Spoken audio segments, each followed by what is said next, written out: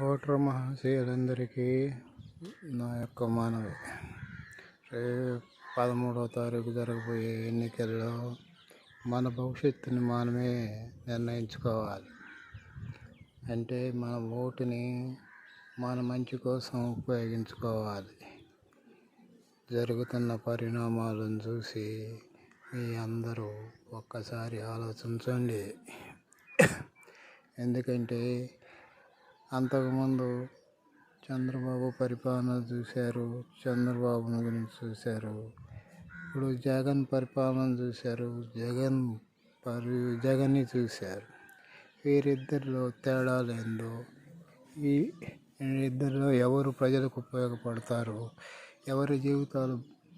ప్రజల జీవితాలు బాగుపడతాయో ఒకసారి ఆలోచించండి.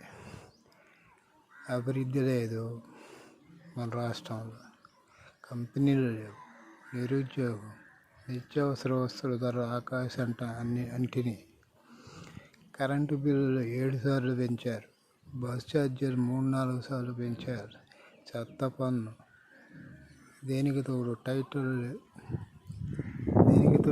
ల్యాండింగ్కు సంబంధించి ఏదో ఒక జీవో తెచ్చారంట. అది వస్తే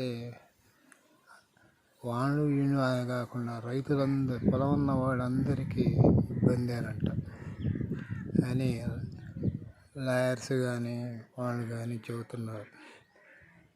దీన్ని బట్టి మీరు ఒక్కసారి ఆలోచించండి. మన జీవితాలని మనం బాగు చేసుకోవాలి.